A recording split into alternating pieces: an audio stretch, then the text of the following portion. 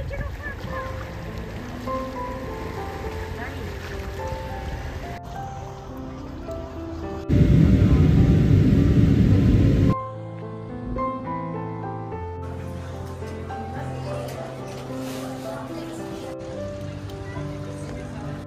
Everyone, আমার নতুন একটি ব্লগে আপনাদের সবাইকে অনেক অনেক স্বাগত।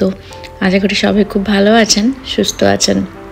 আর আমার আগের ব্লগ যারা দেখেছেন তারা নিশ্চয়ই জানেন যে আমরা 7-8 দিনের জন্য ইতালির দক্ষিণ প্রান্তে বেড়াতে যাচ্ছি। আর এখনই সকাল 7:30টার মতো বাজে, আর আমরা যাচ্ছি ট্রেনে করে এয়ারপোর্টের উদ্দেশ্যে। সকাল 9:30টায় আমাদের ফ্লাইট রয়েছে। আর এই ট্রেন স্টেশনটি আমাদের ঠিক বাড়ির কাছেই, মানে হেঁটে 5-10 মিনিটের মতো। কিন্তু তাও আমরা ছুটতে ছুটতে এসেছি, তাই জন্য হাঁপিয়ে গেছি। আর আগস্ট মাসে ছিল প্রচণ্ড গরম। আর আমরা যাচ্ছি মিলানের মালপেনসা এয়ারপোর্টে। এই যে এসে গেছি এয়ারপোর্টে। এবারে টার্মিনাল 1 থেকে টার্মিনাল 2-তে যাচ্ছি। ইতালির দক্ষিণ প্রান্তের সম্বন্ধে এত শুনেছি আর এত ছবিতে দেখেছি, তাই দেখার আগ্রহটা খুবই বেশি। জানি ওখানে প্রচণ্ড গরম হবে মিলানের থেকেও, কিন্তু গরমের ছুটি থাকার জন্য এই সময়টাই বেছে নিয়েছি। ইউরোপিয়ানদের এই বই পড়ার অভ্যেসটা আমার কাছে খুবই ভালো লাগে। D15-এ দিয়েছে, তো ওটা ডোমেস্টিক। আমার এয়ারপোর্টে এতটাই ভিড় যে পা রাখারও জায়গা নেই। আর এই সাথে বাচ্চা থাকলে এই চেক ইন করার জন্য অনেক সুবিধা থাকে, ওরা আগেই চেক ইন করিয়ে দেয়। আমাদের চেক ইন তো অনেক আগেই হয়ে গেছিলো, ওই আমরা গেট নাম্বারের জন্য অপেক্ষা করছিলাম। তো চলুন আমাদের যাত্রা শুরু করা যাক। লোক মামা তো ব্যস্ত ওর সিট বেল্ট লাগানোর জন্য। যাওয়ার সময় আমরা ফ্লাইটে যাচ্ছি, কিন্তু আসার সময় আমরা অন্য দিক দিয়ে আসবো, তখন ট্রেনে করে আসবো। আমরা যাচ্ছি সাউথ ইটালির বাড়ি বলে একটি জায়গাতে। এই নামটা যখন প্রথম আমি মা বাবাকে বলি যে আমরা বাড়ি যাচ্ছি, তো মা বাবারা ভেবেছিল আমরা বোধহয় বাড়ি আসছি, কিন্তু না, জায়গাটির নামটি আসলে বাড়ি। এদিকে ক্রিপ ঘুমিয়ে পড়েছে, আর আমি সকালবেলা উঠেই তাড়াহুড়ো করে ওই 3-4টে আলুর পরোটা বানিয়ে নিয়েছিলাম। আর ফ্লাইট আর 8 ঘন্টা ডিলে হয়ে গিয়েছিল। আমাদের তো প্রত্যেকেরই খিদে পেয়ে গিয়েছিল। এই বাড়ি হলো অ্যাড্রিয়াটিক সির একটি বন্দর শহর এবং দক্ষিণ ইতালির পুগুলিয়া অঞ্চলের রাজধানী। এটি ইতালির খুব পুরনো শহর। এই বাড়ি শহরটি এর সরু সরু গলির জন্য খুব বিখ্যাত। যেহেতু এটি একটি বন্দর শহর, তো এর সৌন্দর্য তো রয়েইছে, এছাড়াও রয়েছে 19 শতকের স্থাপত্য, 1100 শতকের ব্যাসিলিকা, সেন্ট নিকোলাসের ধ্বংসাবশের ইতিহাস, আরও কত কি। তো চলুন আপনাদের সঙ্গে কথা বলতে বলতে আমরা ফ্লাইট থেকে নেমে বাড়ি এয়ারপোর্টে এসে গেছি। এসে দেখছি গরমটা দ্বিগুণ বেড়েছে। আমরা এখন এয়ারপোর্ট থেকে বেরিয়ে বাসে করে যাব আমরা যেখানে রুম নিয়েছি সেখানে। আমাদের তো লাগেজ ছিল না, কিন্তু লাগেজের বদলে আমাদের স্ট্রলারটি ছিল, তো ওটি নিতে গিয়ে দেরি হয়ে গেল একটু। তাই বাস আসার সাথে সাথে বাসে উঠে পড়েছিলাম। যেতে যেতে দেখলাম দুই পাশে অলিভ গাছ আর ওই প্রিকলি পেয়ারের গাছে ভর্তি। আর এই যে প্রায় 45 মিনিটের পর আমরা নামলাম। স্টপের নাম ছিল ক্রিস্পি রাভেনা। যেহেতু প্রচুর পুরনো শহর, তা পুরনো বাড়িতে ভর্তি। তো সেরকম একটা বাড়িতে থাকার জন্য আমরা আগে থেকে রুম বুক করেছিলাম। এই যে দেখুন, রুমের মধ্যে সবকিছুই পুরনো জিনিসপত্রে ভরা রয়েছে। দেয়ালগুলিতে এরকম পাথর থাকার জন্য পুরো রুমটাতেই ঠান্ডা ঠান্ডা একটা ভাব অনুভব হচ্ছিল। আমাদের আসতে প্রায় 2:30-3টের মতো বেজে গেছিল। প্রচণ্ড পরিমাণে খিদে পেয়ে গেছিল, তাই আমরা রুমে ব্যাগপত্র রেখে বেরিয়ে পড়লাম খাবারের উদ্দেশ্যে। কিন্তু দুর্ভাগ্যক্রমে আমরা যেদিন এসেছিলাম সেদিন ছিল আগস্ট মাসের একদম মাঝামাঝি 15 তারিখ। এই দিনটি ছিল ইতালির এক বিশেষ ছুটির দিন। দোকানপত্র বেশিরভাগ জিনিসই বন্ধ ছিল। তাই দেখুন রাস্তায় একদমই লোকজন খুব একটা দেখা যাচ্ছে না। আর এখানকার বাড়িগুলো দেখুন পুরনো ডিজাইনেরই, সেই অনুযায়ী আবার রিকনস্ট্রাকশন হচ্ছে। এটি খুবই ভালো বিষয় যে পুরনো জিনিসকে ধরে রেখেই কাজগুলো এগোচ্ছে। তো আমরা অনেক খুঁজে খুঁজে একটি পাকিস্তানি দোকান খুঁজে পেয়েছি, যেটি খোলা ছিল। সেখানে সিম্পল চিকেন কারি আর রাইস আর একটু ফ্রেঞ্চ ফ্রাই নিয়ে একটা রুটিও নিয়েছিলাম। খিদের সময় বলে আমরা খেয়ে নিয়েছি, কিন্তু খাবারটাও মোটামুটি ছিল, খুব একটা ভালো ছিল না। যাই হোক, কোনো রকমে খাওয়া দাওয়া সেরে আমরা বেরিয়ে পড়লাম বাড়ি শহরটিকে ঘুরে দেখতে। এই খাওয়া দাওয়া সেরে উঠতেই আমাদের 4টে বেজে গিয়েছিল। তবুও ভালো যে এখন সন্ধেটা অনেক দেরি করে হয়, সেই জন্য আমরা অনেকক্ষণ পর্যন্ত থাকতে পারবো। আর যদি শীতের সন্ধ্যা হতো তাহলে তাড়াতাড়ি বাড়ি ফিরে যেতে হতো। যাই হোক, আমরা এখন এসেছি বাড়ি বেচিয়ার দিকে। এটি বাড়ির মধ্যে সব থেকে পুরনো শহর। ওই যে বললাম ছুটির জন্য সমস্ত কিছু বন্ধ রয়েছে। আর এই যে লাল রঙের বিল্ডিংটি দেখছেন, এটি হলো পেট্রোজেলি থিয়েটার। এটি বাড়ির মধ্যে সব থেকে বড় এবং ইটালির 4র্থতম থিয়েটার হিসাবে পরিচিত। এর ভেতরটিতে যেতে পারলে খুব ভালো হতো, কিন্তু হলো না। আর এই থিয়েটারের সামনেই ছিল একটি ছোট্ট সুন্দর বাগান, যার মধ্যে আমাদের পরিচিত অনেক ফুলগুলোই রয়েছে, নয়নতারার বিভিন্ন ভ্যারাইটি। আর এই ফুলগুলি দেখুন, এইগুলি হলো বিভিন্ন রকমের ডালিয়া ফুল। এখানে এসে দেখছি আমাদের অনেক চেনা পরিচিত ফুলগুলি সুন্দরভাবে সাজানো রয়েছে। এটি হলো থিয়েটার মার্গারিটা। এটি বাড়ি শহরের একটি ঐতিহাসিক উডেন থিয়েটার। এটি 1910 সালে উদ্বোধন করা হয়েছিল এবং 1911 সালে কোনো কারণে অগ্নিকাণ্ডের ফলে এটি ধ্বংস হয়ে যায়। তারপর 1914 সালে সমুদ্রের উপর স্থাপিত স্তম্ভের ওপর পুরনো বন্দরের বাঁকে এটি নির্মিত হয়েছিল। আরও কোনো কারণে 1980 সালে বিল্ডিংটি বন্ধ হয়ে যায়। আর এখন যে জায়গাটিতে দাঁড়িয়ে রয়েছে এটি হলো পিয়াজা দেল ফেরারেসি। এটি খুব একটি বিখ্যাত স্কোয়ার। এখানে প্রচুর পরিমাণে লোকজনের সমাগম হয়ে থাকে। বিভিন্ন রেস্টুরেন্ট, দোকানপত্র সব এখানে রয়েছে। এই স্কোয়ারটির নামকরণ হয়েছিল ফেরারার একজন বণিকের নাম থেকে, যার নাম ছিল স্টেফানো ফ্যাব্রি। তিনি এই স্কোয়ারের কয়েকটি বিল্ডিংয়ের মালিক ছিলেন এবং তিনি 7ম শতাব্দীতে বাড়িতে চলে আসেন এবং এখানে পালাজো দেল সেডিলের লগো গিয়া তৈরি করে তার চিহ্ন রেখে যান। এখানে ওই প্রিকলি পেয়ারের গাছগুলোতে ভর্তি রয়েছে। এখানে ঘুরে বেড়ানো যায় এই রিক্সাতে করে। রিক্সাটি আমাদের ওখানকার মতোই চালানো যায়, কিন্তু মডার্নভাবে একটু তৈরি।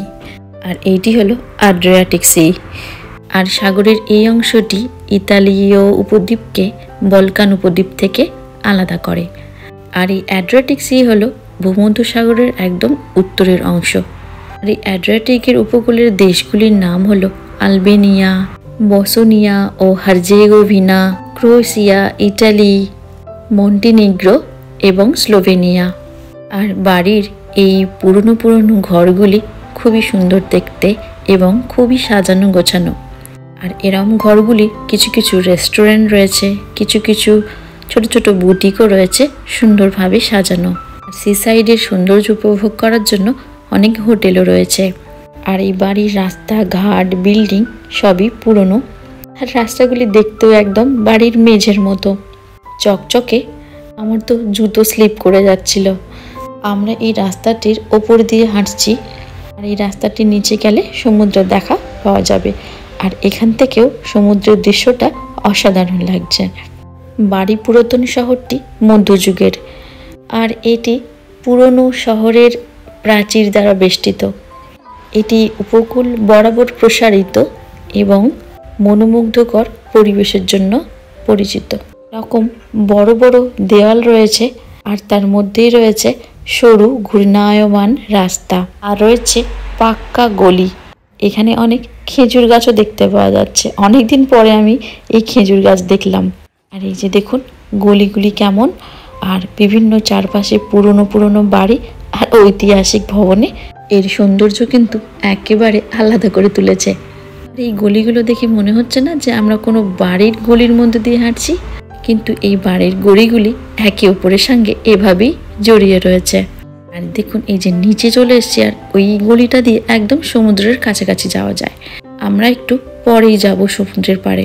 আর জানেন তো ওই সময় প্রচণ্ড গরম ছিল, প্রায় ওই 38-39 ডিগ্রির মতো। যেতে যেতে যেখানেই পারছি বসে পড়ছি, অনবরত জল তেষ্টা পাচ্ছিল। এই যে এখন আমরা এসেছি ব্যাসিলিকা অফ সেন্ট নিকোলাসের। যাই হোক, এই চার্চটি তবে খোলা ছিল। এটি সেন্ট নিকোলাসের ব্যাসিলিকা, আর এখানে সেন্ট নিকোলাসের দেহাবশেষ রয়েছে। এটি ইউরোপ সহ সারা বিশ্বের খ্রিস্টানদের একটি পবিত্র তীর্থস্থান বলা যেতে পারে। আর এই যে চার্চের ভেতরে ঢোকা মাত্রই প্রথমে সেন্ট নিকোলাসের স্মৃতিস্তম্ভ রয়েছে। রোমান সাম্রাজ্যের সময় সেন্ট নিকোলাস ছিলেন আনাতোলিয়ার, যার আধুনিক নাম আন্টালিয়া প্রদেশ, যেটি তুরস্কে অবস্থিত, সেখানের এক সামুদ্রিক শহর পাতারার গ্রিক বংশোদ্ভূত একজন খ্রিস্টান বিশপ। 11 শতকের শেষের দিকে সেন্ট নিকোলাসের ধ্বংসাবশেষকে শ্রদ্ধা ও আশ্রয় দেওয়ার জন্য এই ব্যাসিলিকাটিকে নির্মাণ করা হয়। সেন্ট নিকোলাস তার দয়া আর উদারতার জন্য বিশেষভাবে পরিচিত ছিলেন। তিনি দরিদ্র ও অসুখী মানুষের জন্য অলৌকিক ঘটনার কিংবদন্তির জন্ম দিয়েছিলেন, আর সেই জন্য নিকোলাসের প্রতি ভক্তি ইউরোপের সমস্ত অংশে প্রসারিত রয়েছে।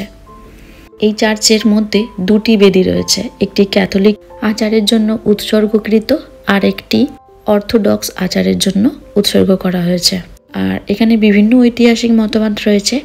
শোনা যায় নাকি 1087 সালে জেলেরা ওনার ধ্বংসাবশেষ তুরস্ক থেকে চুরি করে এনেছিলেন। আর কেউ কেউ বিশ্বাস করেন যে ওনার সমাধি তুরস্কের আন্টালিয়া সেন্ট নিকোলাস চার্চের তলায় অক্ষত রয়েছে। যাই হোক, আমরা চার্চ থেকে বেরিয়ে এই সুন্দর সুন্দর গলির মধ্যে প্রবেশ করেছি। আর দেখুন গলিগুলোর সৌন্দর্য কেমন, দোকানপত্র রেস্টুরেন্টের দ্বারা ভরে উঠেছে। বাড়ির এই পুরনো গলিগুলি যেমন শুনেছিলাম তেমন সত্যি সুন্দর দেখতে।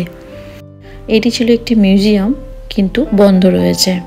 আর এইবার যাচ্ছি আমরা ক্যাথিড্রালের দিকে, ক্যাথিড্রাল অফ সেন্ট সেভিনাস, যা বাড়ি ক্যাথিড্রাল নামে পরিচিত। তবে জানেন তো, এখানে সব চার্চগুলি প্রায় একই ধরনের ডিজাইন। ভাবলাম আবার গলিতে ভুল করে একই চার্চে চলে এলাম না তো। এই চার্চের আর ভেতরে ঢুকছি না। এটিও অনেক পুরনো চার্চ, 9ম শতকে এবং সেন্ট নিকোলাস চার্চের আগে তৈরি হয়েছিল।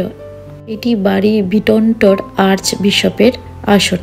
চলুন যাই, এখানে আরো সুন্দর সুন্দর ক্যাসেল রয়েছে সেগুলোর দিকে। আর আমরা এখন খাচ্ছি নাই রোল, যেটাকে নিউ ইয়র্ক রোল বলা হয়।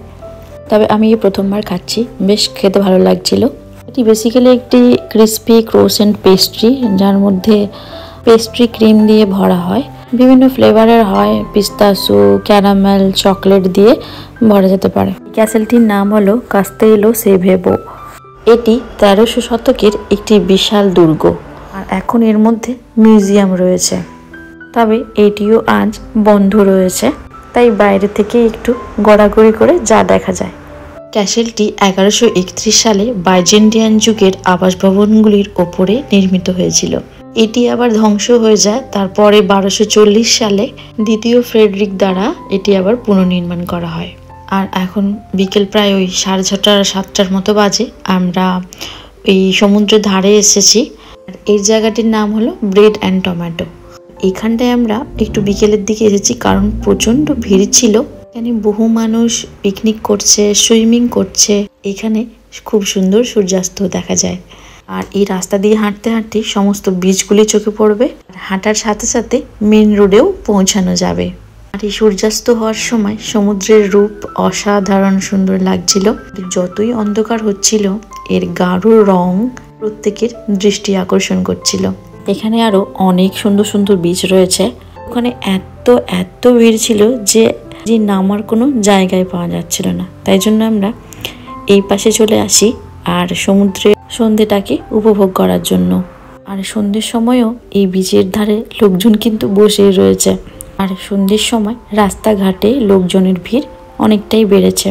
আর সমস্ত বিল্ডিংয়ে সুন্দর সুন্দর লাইট থাকার জন্য শহরটিকেও দুর্দান্ত লাগছে। তো চলুন, আজকের ভিডিওটা আমি এখানেই শেষ করছি। দেখা হচ্ছে আবার পরবর্তী একটি নতুন ব্লগে। ভিডিওটি ভালো লাগলে প্লিজ সাবস্ক্রাইব করবেন, লাইক, কমেন্ট এবং শেয়ার করবেন। সবাই খুব ভালো থাকবেন, সুস্থ থাকবেন।